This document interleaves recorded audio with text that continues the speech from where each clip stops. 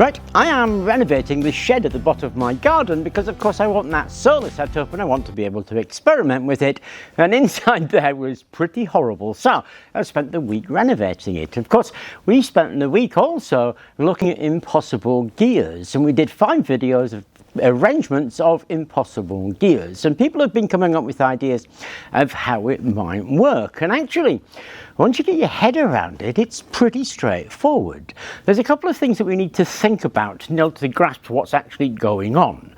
Now, when we have 2 gears that are set at a fixed distance apart and they're the same size, we can think of them as 2 circles. And of course, these 2 circles rotate with one rubbing on the other, and because it's rubbing, or the teeth are engaging, it forces the other gear to move. If they're the same size and set the same distance apart, of course that gear ratio is 1:1. Now that's one way to look at them. Another way we can look at it is we can think of it as a point on the circle. When that point on the circle is a fixed distance from the centre, that of course is the radius. As the point moves, it's immediately followed by another point. And infinitesimally huge number of points are what makes up a circle, but the important thing is to think of that point. As that point moves, of course it's going to describe a circle because it's a fixed distance from the radius, and every other point that follows it will do exactly the same thing. Now, these are the ideas of calculus, believe it or not. What calculus does is reduces things to infinitesimally small points and analyses the movement of the point. Actually, there's an argument, of course, who came up with calculus, but one of the guys, Leibniz, had this concept, a philosophical concept he called the monad. A monad was a particle of reality that had no extension in space, and was very similar to what we're thinking about. We're thinking about a point as it moves.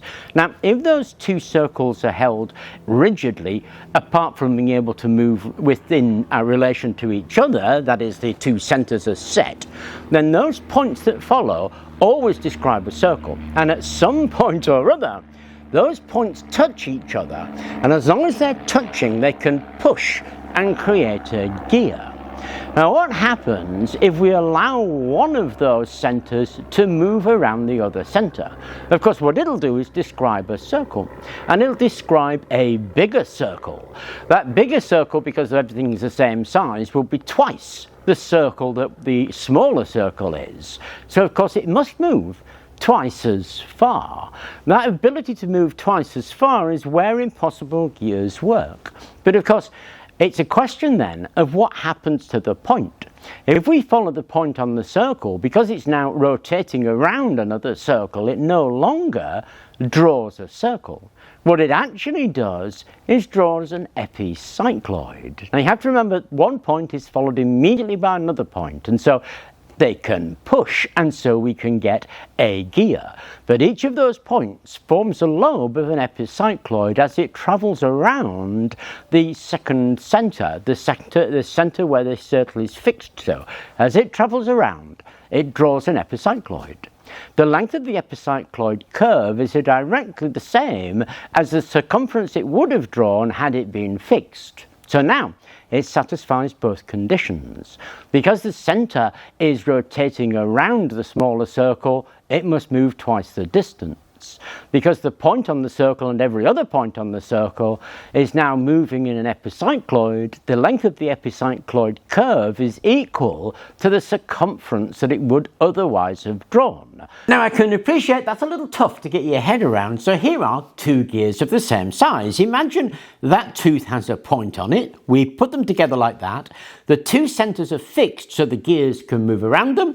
As this gear moves, of course, that point moves around like that. As that point moves around like that, it draws a circle.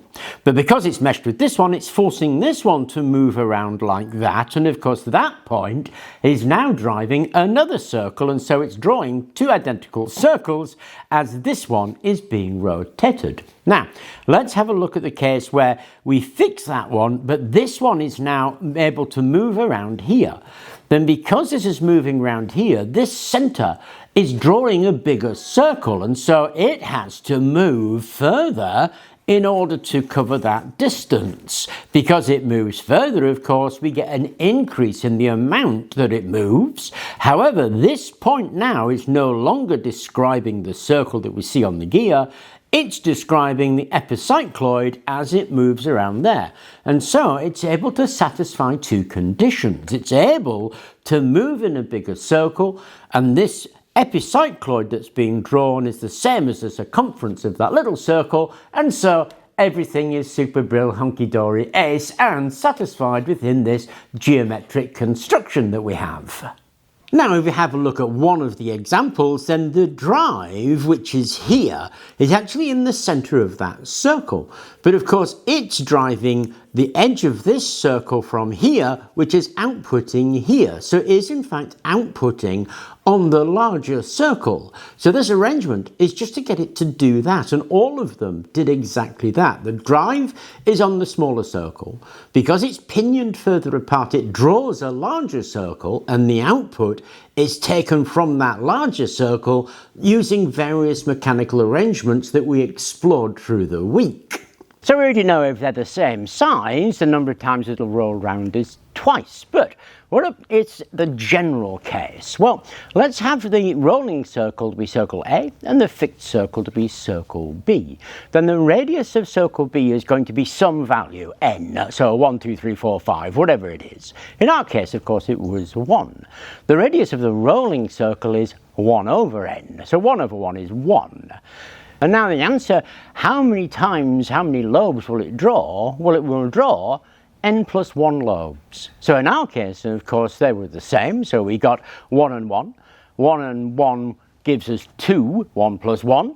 That is the same idea that epicycloids work on, and that's really why they work. It's also related to planetary gear systems. They have the same relationships. So the impossible gear works because one circle it's able to roll around another circle, and it draws more lobes because the distance the point travels, and hence every other point, is no longer a circle, it's now an epicycloid. Anyway, I hope that explained it. Thank you very much for watching. I hope you did enjoy the 5 days of impossible gears, because they are a very interesting thing to think about when you think that if you have one set of circumstances, you get one result. Change only one thing and you'll get a very different result. I hope you enjoyed the videos. Thank you very much for watching, and please do remember to like and subscribe.